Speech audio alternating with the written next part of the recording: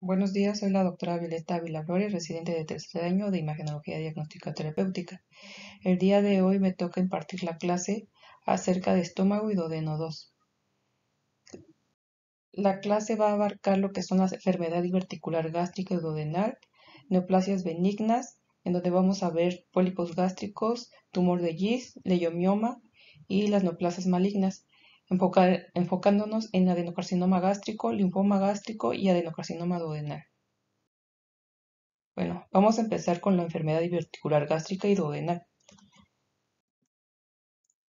La enfermedad diverticular gástrica divertículo viene del latín que significa desviación del camino y se define como apéndices huecos en forma de bolsa o saco de una cavidad o tracto principal. Dentro de la epidemiología se dice que eh, los divertículos gástricos tienen la misma relación entre hombres y mujeres. Principalmente se presentan en las personas de la tercera edad, entre los 50 y los 60 años de edad. Tiene con factores de riesgo áreas de debilidad de la pared abdominal, de la mucosa gástrica, ausencia de membrana peritoneal, perforación de las arteriolas. Y también de los divertículos duodenales tenemos que tienen la misma relación entre hombre y mujer. Estas se presentan un poco más jóvenes, pero igual abarcan la tercera edad. Tiene como factores de riesgo áreas de debilidad igual, antecedente de colecistitis, úlceras, perforación de las arteriolas de la pared gástrica o duodenal. En general, este tipo de lesiones se presentan a cualquier edad y tienen la misma relación entre hombre y mujer. La mayoría son asintomáticos en un 80%. Si causan dolor es de tipo vago y superior. Se dice que las áreas de debilidad son las áreas que están donde se dividen las fibras musculares longitudinales. Como les comenté anteriormente, se dice que estas enfermedades principalmente son asintomáticas. Cuando llegan a tener síntomas, en el caso de los gástricos, es dolor en epigastrio, náuseas, vómitos, saciedad temprana. Y en el caso de los duodenales, si se encuentran periampulares, pueden predisponer a una incompetencia del esfínter biliar y reflujo, secundariamente dando litiasis biliar. La mayoría, pues como les comenté, son asintomáticos. Y en el caso de los gástricos, es raro que se compliquen dando ulceración, hemorragia, perforación y malignidad. En los duodenales, 2% se complican, dando fístula duodenocólica, colangitis y pancreatitis. En la clasificación general se clasifican en congénitos y adquiridos. Los congénitos también se van a llamar verdaderos y los adquiridos falsos. Dentro de los verdaderos sabemos que un divertículo verdadero va a ser aquel divertículo que ocupe todas las capas ya sea del estómago o del duodeno. Y en los adquiridos va a solamente ocupar alguna de las capas y va a ser producido por pulsión o por tracción. En el estómago se comenta que el 75% son verdaderos y principalmente se localizan en la pared posterior del fondo gástrico. Y si llegan a ser falsos, se van a localizar principalmente en el antro y el píloro. En el caso de los duodenales, principalmente el 79% son falsos y generalmente se ubican en la segunda porción de la pared medial del duodeno, en la región periampular, y un 26% en la tercera y en la cuarta porción. Dentro de los duodenales también tenemos una clasificación. De los que se encuentran en la segunda porción del duodeno se van a clasificar en yustampulares, periampulares y ampulares. Los yustampulares van a estar a 2.5 centímetros de la ámpula de váter. Los periampulares van a estar adyacentes a la ámpula de váter y los ampulares van a estar en relación con la ámpula de váter, lo que va a significar que todo el contenido de la ámpula de váter va a desembocar en lo que es el divertículo. También se pueden clasificar en intraluminales y extraluminales. Los extraluminares pues son los más frecuentes, los intraluminares son muy raros. Dentro del diagnóstico imagenológico, como como estudio inicial tenemos a lo que es la serie esófago-gastroduodenal, en donde en los gástricos vamos a ver un depósito de contraste con o sin nivel hidroaéreo. Va a haber una comunicación con el lumen gástrico y el 5% va a ser no demostrables cuando su cuello sea estrecho. En los duodenales va a haber un depósito de contraste de morfología sacular. Pueden observarse niveles hidroaéreos. En el caso de que sean intraluminales, va a haber un depósito de contraste definido y un borde radiotransparente delgado a su alrededor, dando el signo del calcetín de viento.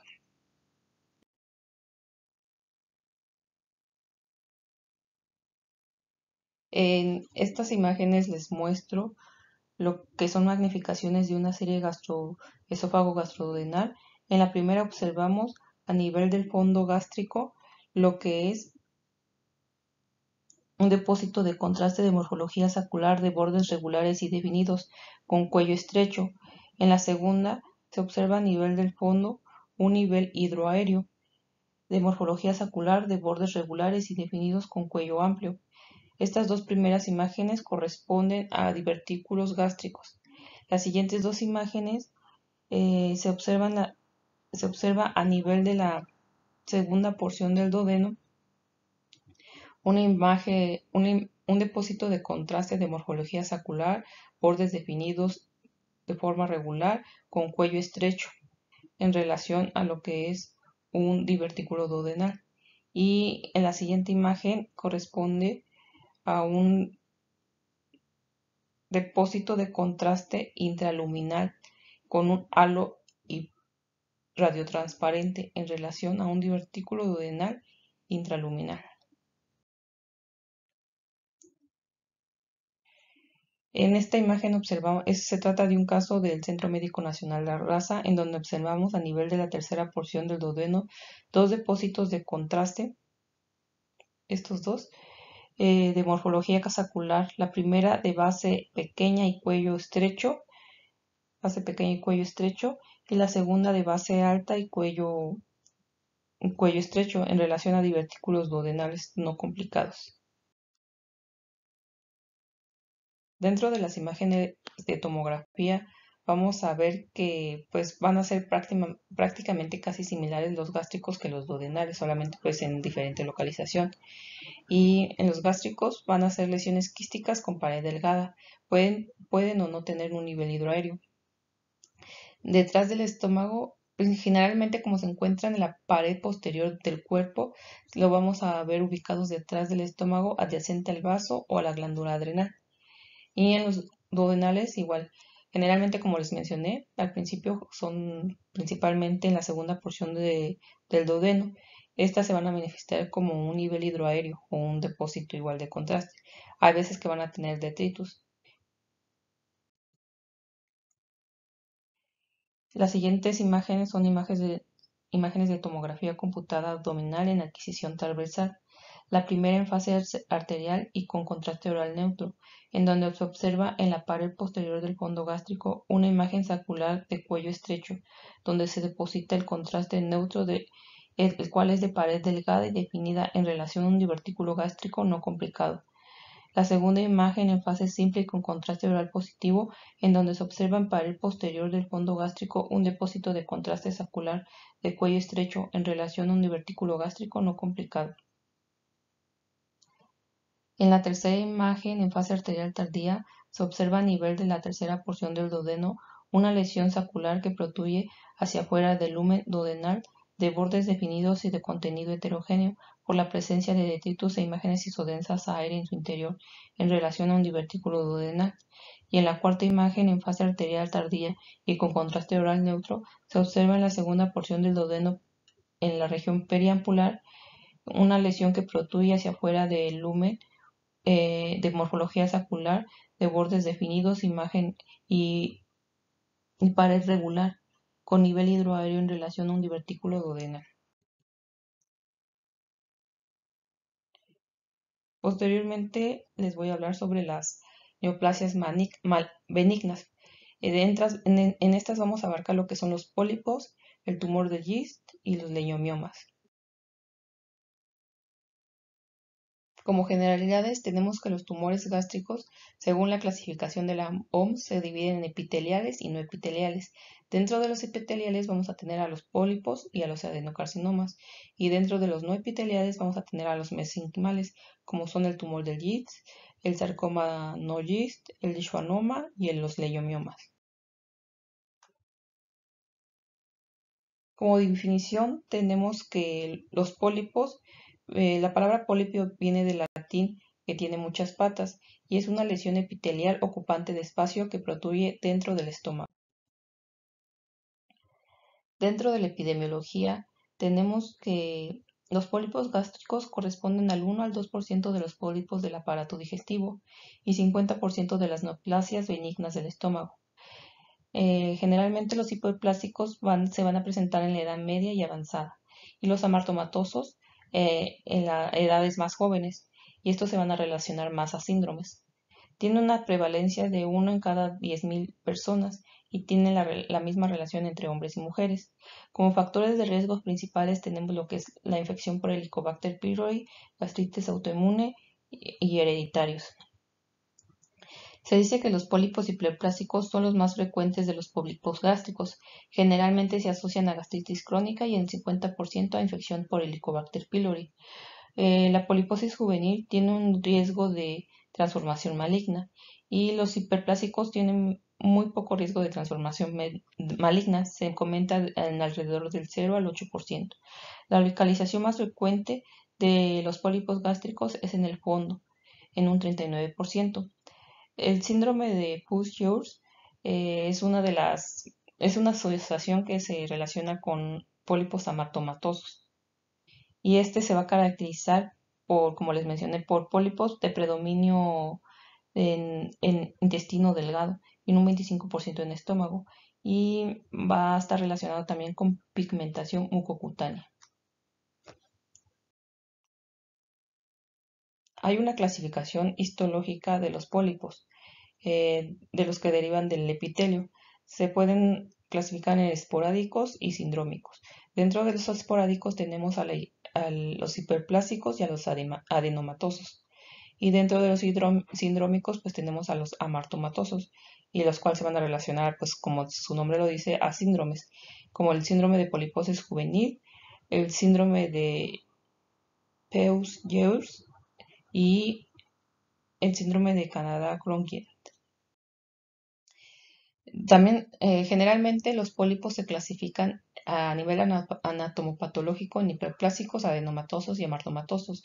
Los más frecuentes van a ser los hiperplásticos.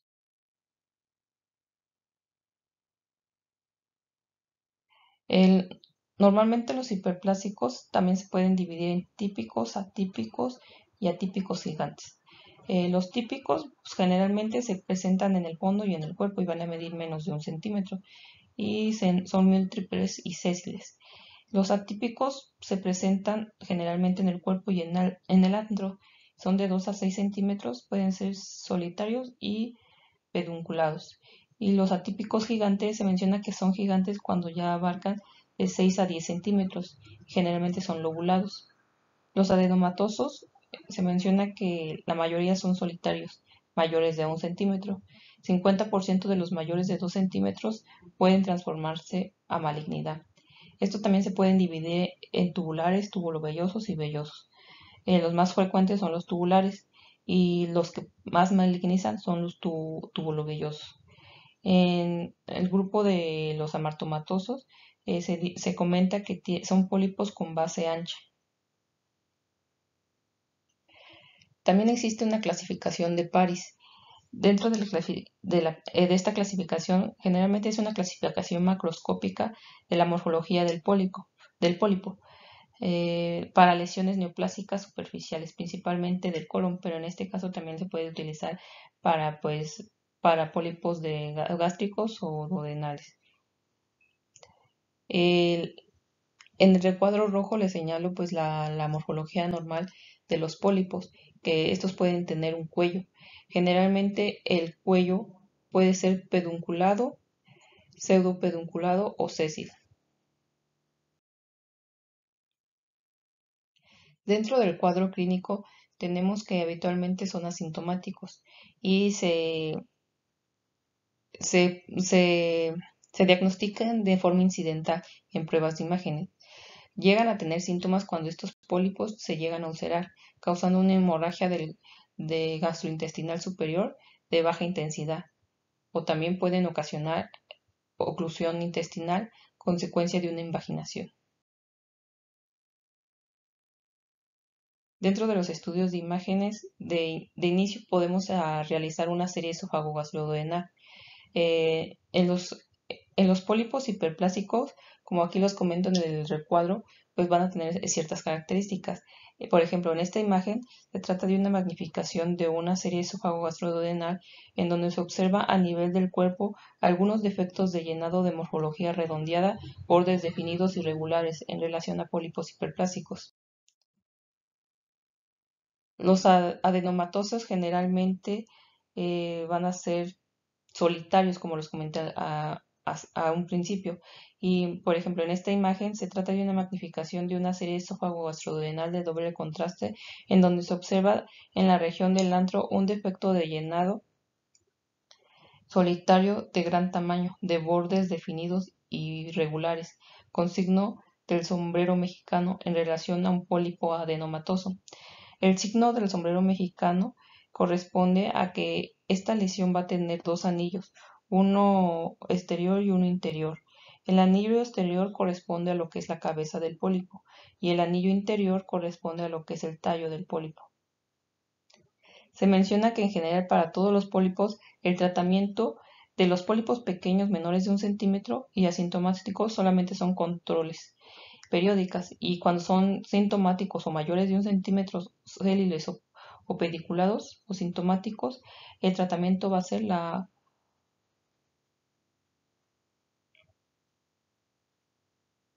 polidectomía.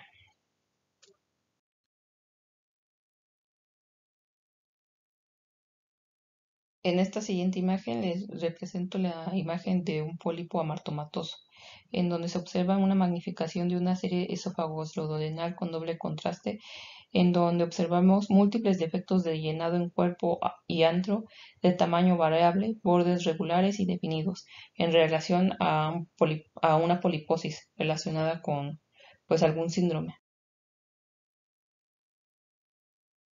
En estas imágenes se trata de una tomografía computada de abdomen en adquisición transversal y reconstrucción coronal en fase venosa temprana y con contraste oral neutro, en donde se observa en el fondo gástrico algunas lesiones polipoides que protruyen al lumen de bordes lisos, sin real significativo, las cuales son pediculares y pseudopeliculares en relación a pólipos gástricos.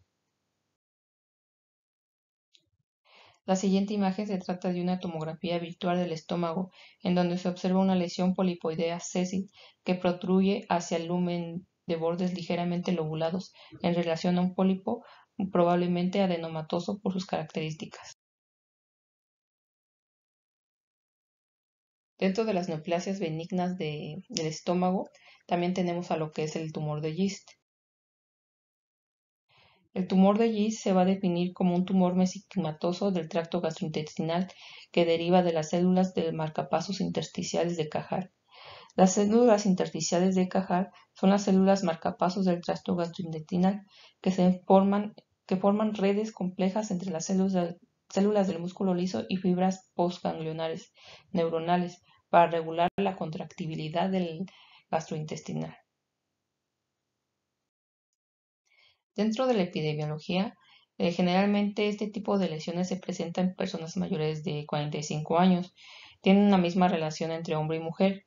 Son el tumor mesenquimatoso más frecuente del tracto gastrointestinal, abarcando un 90% y 40% de los tumores benignos gástricos, 2 a 3% de todas las neoplasias gástricas y 20 a 30%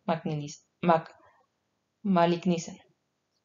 2 tercios de los tumores de Gist del tracto gastrointestinal se localizan en el estómago, a nivel del cuerpo, que es lo más común. Dentro de la clasificación los podemos clasificar en mixtos epitelioides y de células fusiformes. Las más frecuentes son las de células fusiformes. También los podemos clasificar de acuerdo a su patrón de crecimiento en endogástricas o endofíticas, exogástricas o exofíticas y mancuernas o mixtas. Las más frecuentes pues van a ser las endofíticas.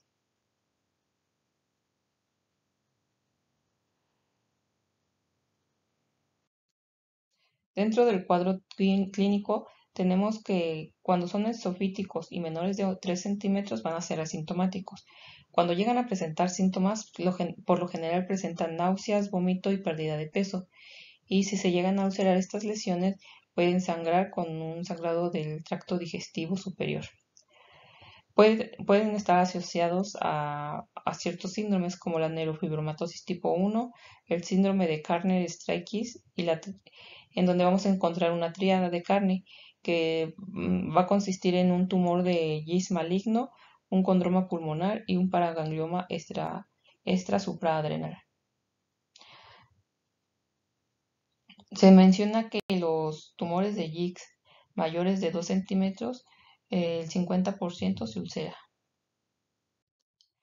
Dentro de los estudios de imagen tenemos como pues como estudio inicial la serie esofagoastrodenal con doble contraste, en donde vamos a encontrar las características señaladas en este recuadro. Por ejemplo, aquí tenemos una imagen, una magnificación de una serie esofagoastrodenal de doble contraste, en donde se observa a nivel del cuerpo un defecto de llenado de bordes bien definidos con un pequeño depósito de contraste en su zona apical y que forma ángulos rectos con la pared gástrica en relación a un tumor de Gis. O sea, otro método de imagen utilizado para este tipo de lesiones es la tomografía computada, en donde vamos a ver calcificaciones en un 25% de los casos. Van a ser isodensos a tejidos blandos y cuando se les aplica medio de contraste van a presentar hipo o hiperdensidad. Van a ser bien circunscritos y la ulceración y la necrosis son frecuentes. Por ejemplo, en esta imagen se trata de una tomografía computada de abdomen en fase arterial y con contraste oral neutro, en donde se observa a nivel del cuerpo gástrico una imagen redondeada, endofítica, con realce nodular heterogéneo. La, la de la reconstrucción coronal se observa de gran tamaño y tanto endofítica como exofítica en relación a tumor de Gis. Otro estudio de imagen que nos va a ser de utilidad pues es la resonancia magnética. Por ejemplo, en estas imágenes de resonancia magnética en adquisición transversal de abdomen enfatizada en T1, T2 y T1 con gadolinio, se observa a nivel del fondo gástrico una lesión exofítica redondeada y su intensa tejidos blandos en T1 y T2 y con un realce nodular heterogéneo fino con gadolinio en relación a un tumor de Gist. Por último, de las neoplasias benignas vamos a hablar del leiomioma gástrico. El leiomioma gástrico es un tumor benigno intramural compuesto de células del músculo liso que se originan en la muscular propia o en la muscular de la mucosa del estómago. Dentro de su epidemiología se dice que el 2.5% corresponden al 2.5% de las neoplasias benignas del estómago y tiene una incidencia indeterminada. Se menciona que pues sí se presenta en todos los grupos etarios y tiene una relación tanto en hombres como mujeres por igual. Su tamaño promedio son de 5 centímetros y su localización más frecuente va a ser en el fondo y en el cuerpo. También se van a clasificar de acuerdo a su patrón de crecimiento. Esta va a ser endofítico o exofítico. La mayoría pues los endofíticos van a representar a un 60%. Dentro del cuadro clínico tenemos que generalmente estas lesiones se diagnostican de forma incidental en estudios de imágenes o autopsias o una exploración quirúrgica abdominal. Cuando presentan síntomas, quiere decir que pues, la lesión está ulcerada y pues por eso presentan síntomas. mm, presentando dolor en epigastrio atípico, dispepsia y sangrado de tracto digestivo superior. Dentro de los estudios de imagen tenemos como estudio de imagen inicial la serie esofagogastroduodenal, en donde vamos a encontrar las características que les reporto en el recuadro. Por ejemplo, en esta imagen se trata de una serie esófago-gastroduodenal, la primera en Hampton y la segunda en Chasky, en donde se observa a nivel del fondo gástrico un defecto de llenado de bordes regulares base ancha que forma ángulos obtusos con la pared gástrica y que se queda impregnada levemente de contraste en la segunda proyección en relación a un leiomioma gástrico. Otro estudio de imagen utilizado es la tomografía computada, en donde se van a ver como lesiones bien circunscritas intraluminales, bordes regulares. No invade la unión gastroesofágica. El tamaño generalmente es pequeño, menores a 5 centímetros. Son isodensos a tejidos blandos. Cuando presentan realce es de forma suave, nodular, homogéneo. Y la que presenten ulceración o necrosis es muy poco frecuente. Por ejemplo, en estas imágenes de tomografía computada de abdomen en adquisición transversal en fase simple y venosa con contraste oral neutro, se observa una lesión ovoidea endofítica de bordes regulares y base ancha, isodensa, tejidos blandos, y con un realce leve homogéneo en relación a un leiomioma gástrico. Por último, vamos a pasar a lo que son las neoplasias malignas. Aquí vamos a abarcar lo que es el adenocarcinoma gástrico, el linfoma gástrico y el adenocarcinoma duodenal. Como generalidades tenemos que el cáncer gástrico es el quinto tumor maligno en el mundo. Causa importante de mortalidad y morbilidad en el mundo. Generalmente las metástasis van a ser en peritoneo en un 61 a 80%, ganglios linfáticos distantes en un 44 a un 50% y al hígado en un 26 a un 38%. Se menciona que estos tumores son pues prácticamente muy agresivos. La tasa de supervivencia a 5 años es menos del 27%. El más frecuente de los tumores gástricos es el adenocarcinoma en un 95%. Y en un 5% ya se presentan los otros, como los mesenquimales, los linfomas y los neuroendocrinos. Bueno, para hacer el protocolo de estudio de un cáncer gástrico, necesitamos tener un protocolo de tomografía. Esta tomografía va a ser una tomografía de abdomen que va a necesitar contraste endovenoso multifásico y contraste oral, ya sea negativo o neutro, para distender lo que es la mucosa gástrica. Se menciona que, pues aquí les menciono el protocolo.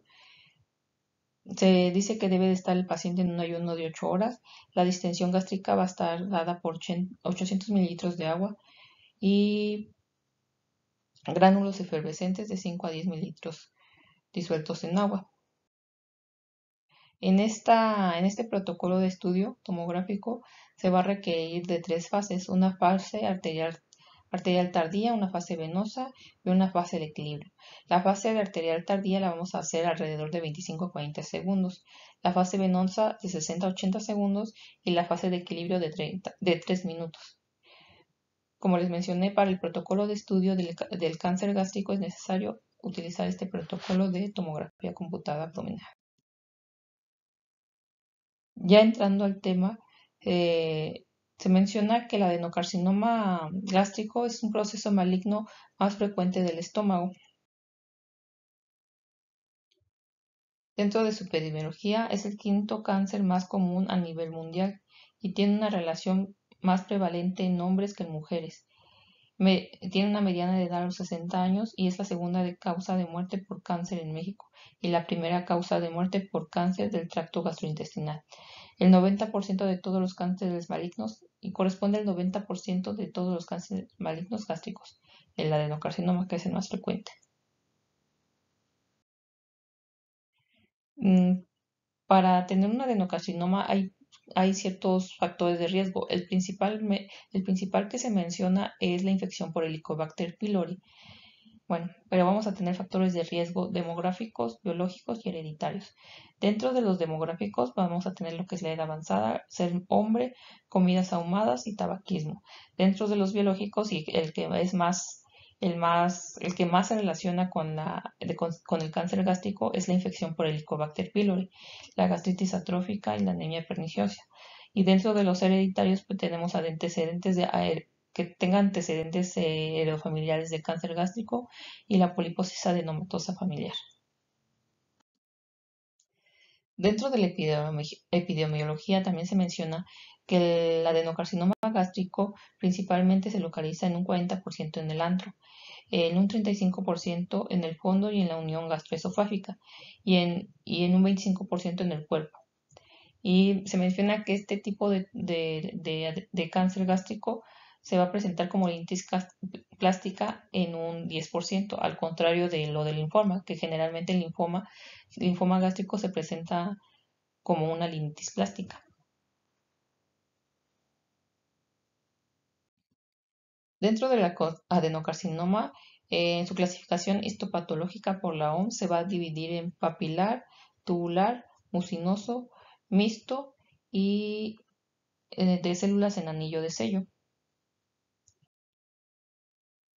En la clasificación histopatológica del Lauren lo va a dividir en intestinal y difuso. Se dice que el intestinal va a ser en pacientes de edad más avanzada en comparación del difuso que va a ser en más jóvenes. Generalmente el intestinal es en varones, el difuso es en mujeres. Eh, el intestinal se va a asociar a la metaplasia intestinal por la infección del Helicobacter pylori.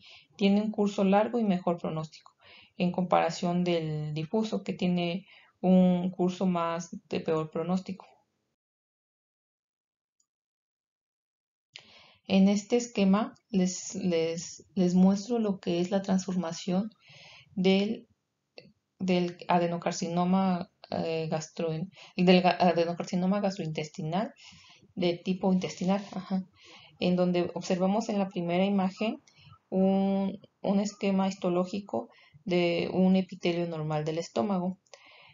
Posteriormente, cuando hay una infección por Helicobacter pylori, el epitelio gastrointestinal se va a modificar y va a ocasionar una gastritis crónica. Posteriormente, esta gastritis crónica va a ocasionar una gastritis atrófica, lo que va a ocasionar también una metaplasia intestinal y posteriormente una displasia intestinal, dando adenocarcinoma de tipo intestinal. También se clasifica de forma incipiente y avanzada. En la forma incipiente me refiero a la forma temprana de la enfermedad.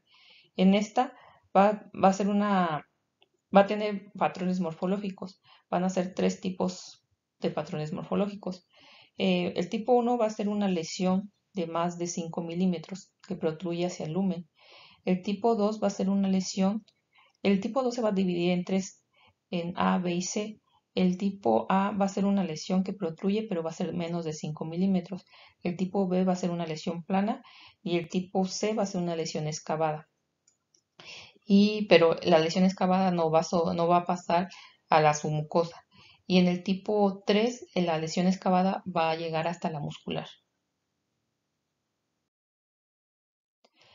También se clasifica en una etapa avanzada por la clasificación de Borman. En esta clasificación se divide del 0 al 5. En el 0, pues va a ser una lesión superficial con depresión o elevación. El tipo 1 va a ser una lesión polipoidea. El tipo 2 va a ser una lesión ulcerada pero bien circunscrita. El tipo 3 va a ser una lesión ulcerada pero con infiltración carcinomatosa. El tipo 4 va a ser una linitis plástica. Y el tipo 5, todos los que no pueden ser catalogados en otro tipo. Dentro del cuadro clínico tenemos que va a cursar con síntomas inespecíficos y esto va a ocasionar que se retrase el diagnóstico. Dentro de los síntomas inespecíficos vamos a tener disfagia, saciedad temprana, náuseas, vómito y anemia. Ya cuando llegan ya con el cuadro ya muy florido, en el momento del diagnóstico, el paciente va a referir dolor abdominal superior y pérdida de peso. Cuando hay metástasis a órganos, generalmente a ovario o a fondo de saco, se menciona que en el ovario cuando son metástasis al ovario se va a decir que es un tumor de Krukenberg, y cuando son a fondo de saco o de Douglas va a dar el signo de Blumer. Este signo corresponde a una tumoración o engrosamiento en fondo de saco posterior palpable al tacto rectal. También cuando hay metástasis a ganglios distantes, se menciona el ganglio de Virchow, que es un ganglio centinela supraclavicular. Se menciona también el nódulo de la hermana María, que es un ganglio periumbilical, y el ganglio irlandés, que es un ganglio axilar izquierdo. Dentro de las vías de diseminación, tenemos que tiene una vía linfática directa, superitoneal, transperitoneal y hematógena. El adenocarcinoma gástrico generalmente cuando se disemina de forma hematógena, se va a órganos distantes. Dentro de los estudios de imagen tenemos a la serie esófago-gastroduodenal, la endoscopía, la tomografía computada, el ultrasonido endoscópico y la laparoscopía. El gold estándar el gold estándar como tal va a ser la endoscopía, ya que con la endoscopía podemos recurrir a una biopsia. Pero como estudio inicial tenemos a la serie esófago-gastroduodenal, que es un método idóneo en la atención primaria. Tiene una exactitud del diagnóstico mayor de 80% con falsos negativos menos del 20%. La endoscopía, pues como les dije, es el gold estándar para toma de biopsia. Y la tomografía computada tiene una exactitud para evaluar la enfermedad hepática en un 90%, 60% para la ganglios y 50% para peritoneo. El ultrasonido endoscópico es más para evaluación preoperatoria, y la laparoscopía tiene una exactitud diagnóstica del 91.6%.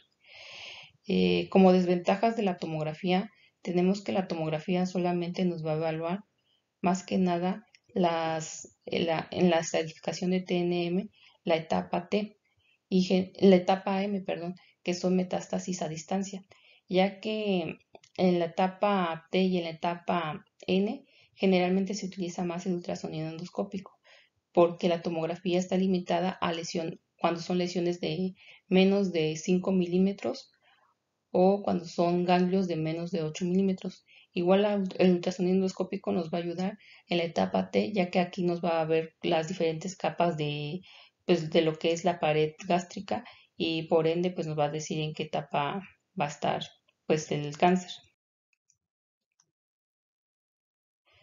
Dentro de la imagenología también tenemos la serie esófago-gastroduodenal de doble contraste. En esta vamos a tener pues ciertas características que nos van a indicar malignidad. Dentro de las características vamos a tener lo que es una úlcera maligna. En esta, las úlceras malignas que son con características pues, sí, de malignidad, va a ser un cráter ulceroso irregular, una distorsión o obliteración del área circundante gástrica, pliegues nodulares irregulares o amputados que no se extienden hasta el borde del cráter de la úlcera, el signo del menisco de Karma y el complejo de Kirkland.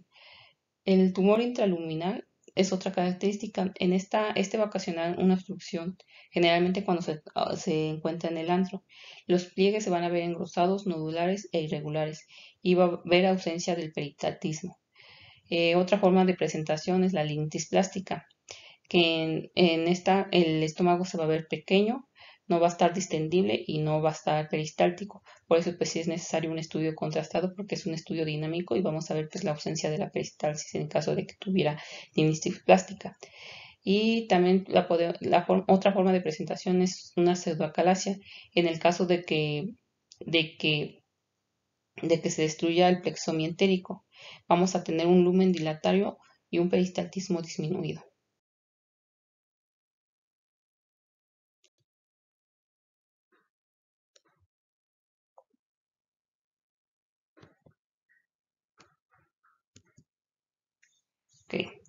En esta imagen se trata de una serie esofagogastrodenal de doble contraste, en donde se observa en la primera imagen a nivel del cuerpo los pliegues irregulares entrecortados, con paso filiforme del contraste a través de ellos y con pared gástrica irregular y retardo en el tránsito del contraste.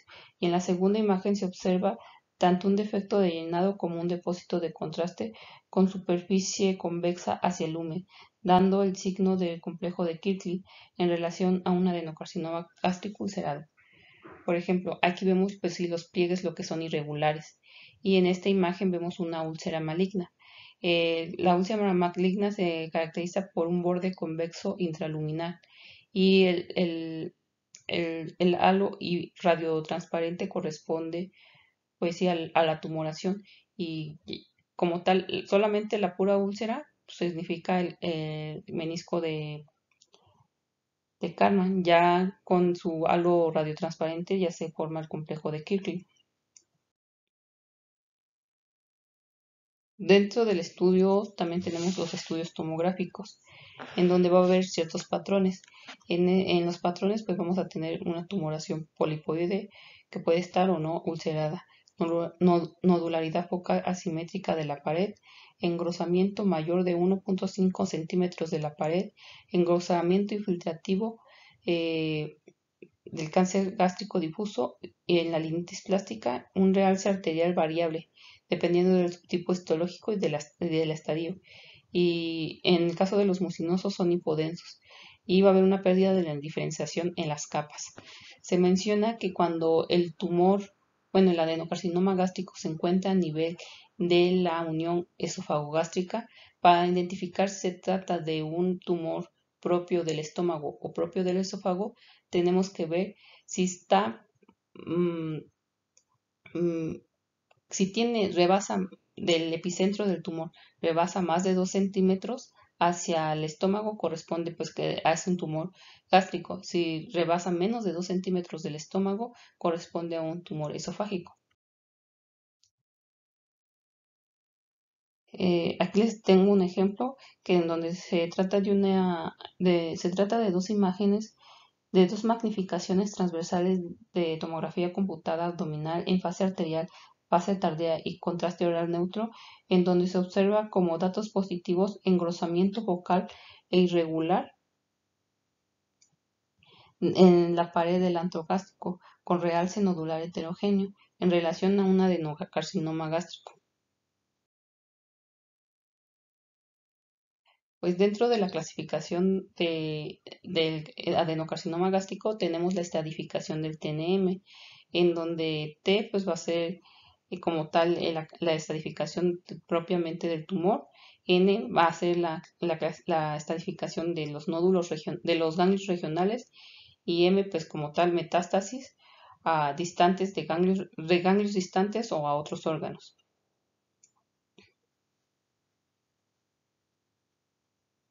Tenemos que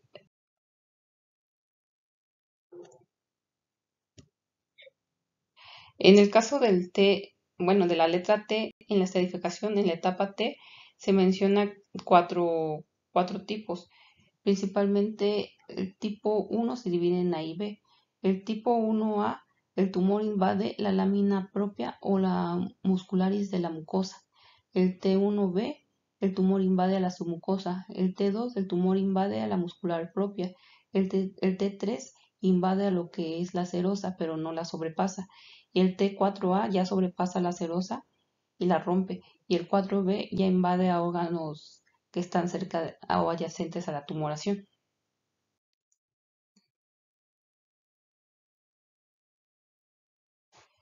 En, bueno, sí, en el TNM, en la etapa N, se clasifica en N1, N2 y el N3.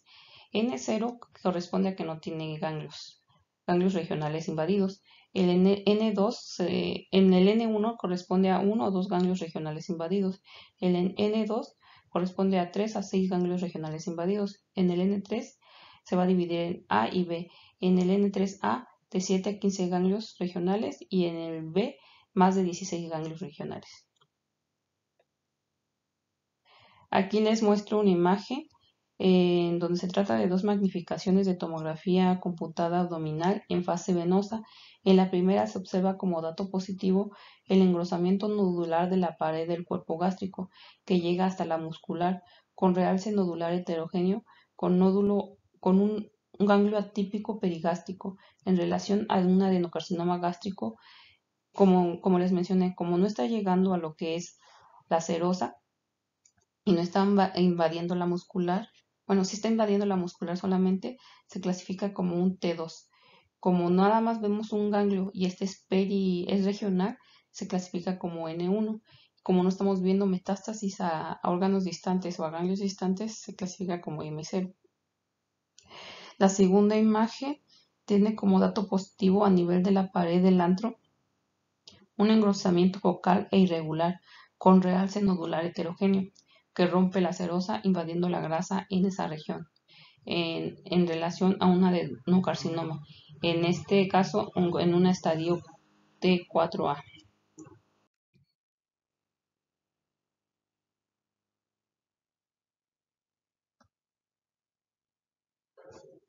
Para el tratamiento, pues va a depender de qué etapa, en qué etapa esté el cáncer.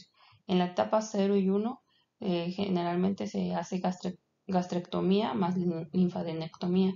En la etapa 2, se hace gastrectomía más linfadenectomía más quimioterapia. En la etapa 3, cirugía radical, y en la etapa 4, quimioterapia pues paliativa, porque pues ya hay muchas metástasis a distancia. Otras de las neoplasias malignas es el linfoma gástrico. Este es menos frecuente. Representa un compromiso secundario por una enfermedad sistémica o una malignidad primaria confinada al estómago. Dentro de su epidemiología, se dice que el 40% de los corresponde al 40% de los linfomas extraganglionares, 65% del tracto gastrointestinal y 3% del cáncer gástrico. Generalmente se da en personas mayores, de la sexta década de la vida, y más en hombres que en mujeres. Dentro de su epidemiología también tenemos que existen ciertos factores predisponentes, como la infección por Helicobacter pylori, la infección por el virus de Epstein-Barr, la inmunodeficiencia, la infección por Campylobacter jejuni y la enfermedad inflamatoria gástrica intestinal. En esta también se va a clasificar de células B o células T. El más frecuente va a ser el de células B. Como les mencioné, el más frecuente va a ser el linfoma de células B difuso y el menos frecuente va a ser el de células T. Aquí les muestro la fisiopatología, bueno, un poco de la fisiopatología del linfoma gástrico, en donde primero, como factor predisponente, tenemos la infección del Helicobacter pylori. Al tener una infección por el Helicobacter pylori, va a haber un reclutamiento de macrófagos y neutrófilos. Posteriormente, va a haber reclutamiento de linfocitos que van a formar linfonodos. Y posteriormente va a haber células malignas tipo zona marginal. Dentro del cuadro clínico tenemos síntomas inespecíficos. Generalmente esto retrasa el diagnóstico y los pacientes generalmente se presentan con dolor en epigastrio, pérdida de peso, anorexia, náuseas, vómitos, sangrado gastrointestinal, tumor palpable y abdomen agudo en el caso de perforación. El estudio inicial de imagen es la serie esófago-gastroduodenal, en donde vamos a tener patrones que nos van a indicar malignidad. En una lesión ulcerada vamos a ver pliegues irregulares engrosados y un signo en diana o ojo de buey. Las lesiones nodulares confluentes en la submucosa, lesiones polipoides intraluminal lobulada. Y lo principal en este tipo de cáncer, del linfoma gástrico, va a ser la lesión tipo linitis plástica, en donde se va a ver un engrosamiento difuso pues, de la pared gástrica. Aquí les ejemplifico un linfoma gástrico. Se trata de una magnificación de una de una serie esófago-gastroduodenal, en donde se observa como datos positivos en la primera imagen el engrosamiento nodular de la pared del antro gástrico, que ocasiona estrechez del lumen, y la segunda imagen se observa defectos de llenado irregular y nodulares de los pliegues en relación a un linfoma gástrico.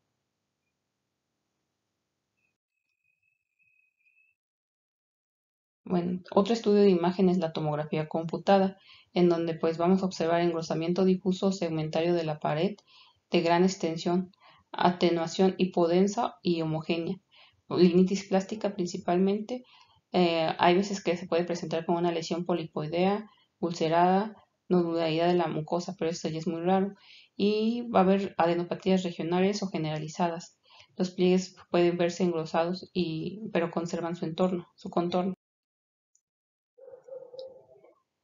Aquí les muestro un ejemplo, que se trata de una imagen de tomografía computada de abdomen en adquisición transversal en fase simple arterial y venosa y con contraste oral neutro, en donde se observan como datos positivos el engrosamiento difuso de la pared gástrica con un leve realce nodular fino y homogéneo en la fase contrastada en relación a linitis plástica sugestiva del linfoma gástrico. En las imágenes de resonancia magnética vamos a ver que en T2 estas lesiones se van a comportar hiperintensas heterogéneas. En T1 van a tener una intensidad de señal media homogénea. Con gadolinio van a aumentar la intensidad de señal de leve a moderado. Y pues como les mencioné, el dato característico es el engrosamiento de la pared y menos frecuente lesiones polipoideas o ulceradas. Y esta lesión va a restringir en difusión más que la adenocarcinoma. Aquí les muestro la estadificación del tumor y esta estadificación se da por endoscopía y por medio de biopsia. Y también útil para la estadificación del tumor es la tomografía computada. Por último, vamos a hablar del adenocarcinoma duodenal. El adenocarcinoma duodenal es una neoplasia maligna primaria más frecuente del duodeno. Dentro de los factores de riesgo tenemos ciertos síndromes principalmente. Síndrome de Lynch, síndrome de Peutz-Jeghers, poliposis adenomatosa familiar, enfermedad de Crohn, fumar o el consumo de alcohol. Se menciona que abarca el 40% de las neoplasias del duodeno y el 45% de las neoplasias del tracto gastrointestinal. Se da generalmente en las personas de 70 años y más en hombres. De acuerdo a su localización, se dice que con más frecuencia afecta a la tercera y cuarta porción en un 45%, casi también con el mismo porcentaje en la segunda porción en un 40% y en un 15% en la primera porción. El cuadro clínico los síntomas van a ser, como en todos los casos mencionados anteriormente, muy inespecíficos. Y en el momento del diagnóstico, el paciente se va a presentar con dolor abdominal, secundario a la oclusión en un 90%, hemorragia o anemia en un 50% e ictericia cuando se localizan periampulares. Como les mencioné, pues hay ciertos factores de riesgo, entre los cuales se encuentran los síndromes, y estos pues van a estar asociados también pues al adenocarcinoma duodenal. Dentro del estudio inicial tenemos la serie esofágico-gastroduodenal o el tránsito intestinal, en donde vamos a observar como datos positivos úlcera, un tumor polipoideo sésil, una estenosis anular dando el signo del corazón de manzana o manzana mordida y el patrón reticulado dando un signo de burbuja de jabón para tumores vellosos. Por ejemplo, en esta imagen se trata de una imagen de serie esofágico-gastroduodenal en donde se observa a nivel de la segunda porción del duodeno un paso filiforme del medio de contraste dando el signo de la manzana mordida en relación a un adenocarcinoma duodenal. Dentro de los estudios de imagen también tenemos la tomografía. En esta el tumor se va a observar como un engrosamiento irregular circunferencial de la pared o como una lesión anular ulcerada. Generalmente se presentan con invaginación más menos adenopatías locales. El tumor presenta un realce leve, nodular, heterogéneo y tardío. Y cuando son periampulares, pues se va a dar dilatación de la vía biliar.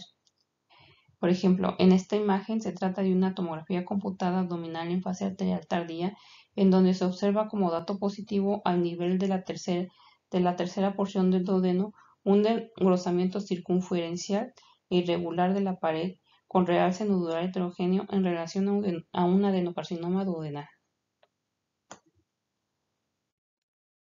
Aquí les muestro un caso del Centro Médico Nacional La Raza, en donde se trata de una magnificación de serie esofagogastroduodenal, en donde se observa como dato positivo el defecto de llenado